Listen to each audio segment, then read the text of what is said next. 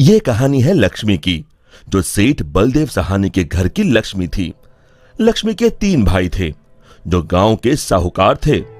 तीनों के तीनों हट्टे कट्टे और तंदुरुस्त थे, और लक्ष्मी अपने तीनों भाइयों की जान थी। जब लक्ष्मी 18 वर्ष की हुई तो सेठ जी ने लक्ष्मी के विवाह के लिए घर में पंडित जी को बुलाया। यजमान, बिटिया की कुंडली जिस युवक से मिल रही है वो एक बहुत ही साधारण परिवार का है। अरे उससे क्या फर्क पड़ता है, हम तो अपनी बेटी को अपने घर ही रखने वाले हैं। हमें तो घर जमाई चाहिए। लेकिन यजमान, मुझे नहीं लगता कि ऐसा कुछ संभव है। ये युवक घर जमाई नहीं बनेगा। तभी सेठ जी की बेटी सेठ जी के पास आई और उनके कानों में कुछ फुसफुसाई। उसकी बातें सुनकर सेठ जी के चेहरे पर मुस्कान आ गई। ठीक है पंडित जी, आप शादी की बात आगे बढ़ाइए।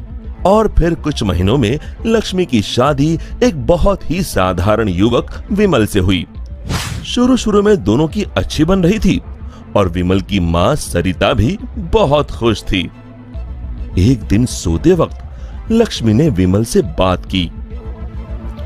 ना इस घर में ढंग का सोफा है, ना गद्देदार पलंग और ना ही टीवी।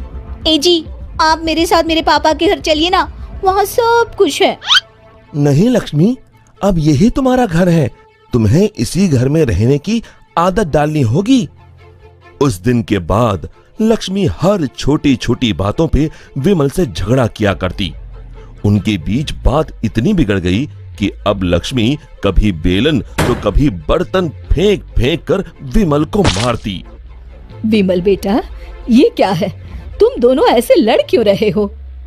माँ, ये रट लगाए बैठी है कि मैं भी इसके साथ इसके बाप के घर में जाकर रहूं, घर जमाई बनकर।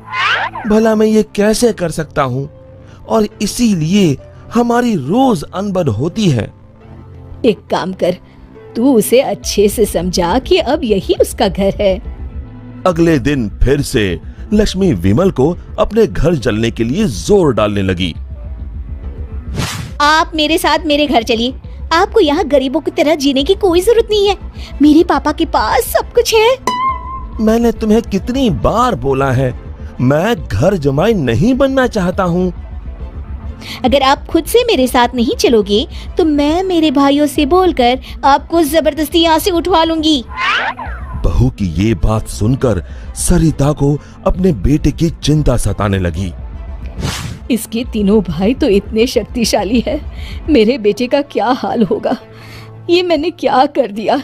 इससे अच्छा तो किसी गरीब की बेटी ब्याह लाती, कम से कम कोई आफत तो नहीं आती। अब सिर्फ बाबा जी ही मेरी मदद कर सकते हैं। सरिता बहुत दूर एक बाबा जी के पास गई और उन्हें अपनी पूरी दुख भरी दास्तान बताई। अब आप ही बताइए बाबा जी, मैं अपने बेटे को बचाने के लिए क्या कर सकती हूँ?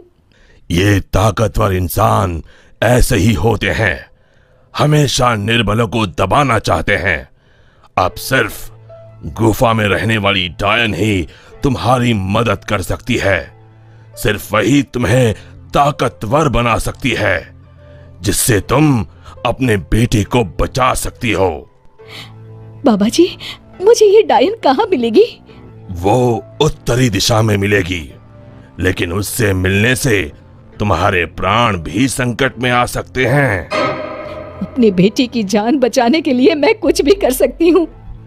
सरिता उत्तरी दिशा में निकल पड़ी और गुफा तक पहुंचते पहुंचते उसे रात हो गई। कोई है यहाँ? क्या आज एक इंसान यहाँ खुद चलकर आया है? वो भी मेरा खाना बनने। मैं आपसे मिलने आई हूँ। मिलने? मुझसे? हाँ। वो भी खुद चल के? बताओ बताओ क्या बात है? सरिता ने डायन को अपनी कहानी सुनाई।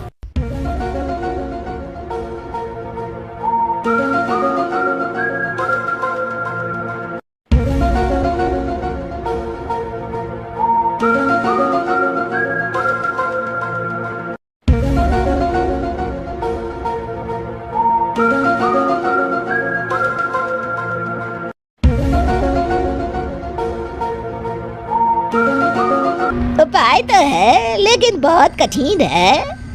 मैं अपने बेटे को बचाने के लिए कुछ भी कर लूंगी। तुम्हें मेरा श्राप अपने ऊपर लेना होगा, जिससे मेरी सारी शक्तियाँ तुम में आ जाएंगी। तब मैं आजाद हो जाऊंगी और तुम डायन बनके यहीं गुफा में रहोगी और ना ही सूरज की रोशनी में निकल सकोगी बाहर, क्योंकि डायन की शक्तियाँ सिर्फ रात को ही काम करती हैं। क्या तुम्हें ये मंजूर है? विमल को बचाने के लिए अगर मुझे डायन भी बनना पड़े तो मंजूर है। डायन ने कुछ जादू किया और डायन की सारी शक्तियां सरिता में चली गईं और अब डायन आजाद होकर एक औरत बन गई और सरिता डायन बन गई। यहां पूरा दिन हो गया था। विमल ने गांव में जाकर मां को ढूंढा, लेकिन मां कहीं नहीं मिली। रात को वो घर पहुंचा तभी लक्ष्मी उस पर बरस गई।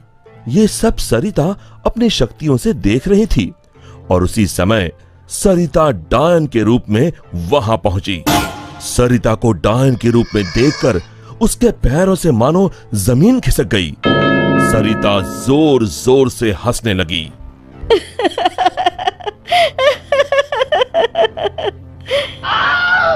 आलतू जलाल तू आई बला को टाल तू, आलतू जलाल तू आई बला को टाल तू, आलतू जलाल तू आई बला को टाल तू, आलतू जलाल तू आई बला को टाल तू, आलतू जलाल तू आई बला को टाल तू।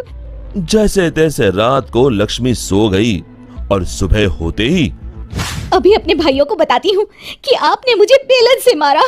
लक्ष्मी दरवाजे से पांव बाहर डाल ही रही थी कि सरिता ने अपने हाथ लंबे कर कर लक्ष्मी के पांव पकड़ लिए। अब तुम इस चौखट के बाहर बिल्कुल नहीं जाओगी। एक बार फिर से लक्ष्मी बेहोश हो गई। अब जब भी लक्ष्मी कुछ बेतुका करने जाती थी, सरिता बीच में आकर अपने बेटे को बचा लेती और बेचारी लक्ष्मी डायन से डरकर घर के कोने में दुबक कर बैठी रहती। आलतू जलाल तू आई बला को टाल तू, आलतू जलाल तू आई बला को टाल तू, आलतू जलाल तू आई बला को टाल तू।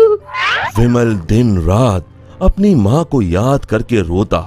तू कहाँ है माँ? कहाँ चली गई मुझे छोड़ के?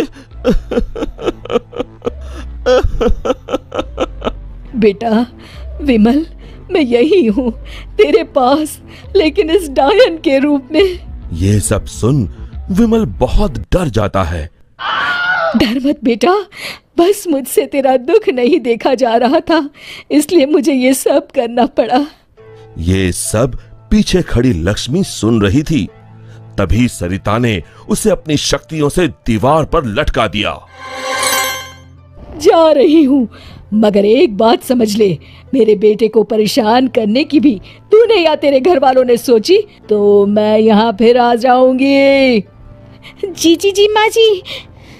तभी तो कहते हैं माँ से बढ़कर दुनिया में कुछ नहीं। माँ एक वरदान है जो अपने बच्चों के लिए कुछ भी कर सकती है। दोस्तों, हमें उम्मीद है कि आपको हमारी ये कहानी पसंद आई होगी। कृपया हमारे चैनल को सब्सक्राइब करें और सभी अपडेट्स के लिए बेल आइकन जरूर दबाएं। और हाँ, वीडियो लाइक और शेयर करना मत भूलिएगा। Bye bye.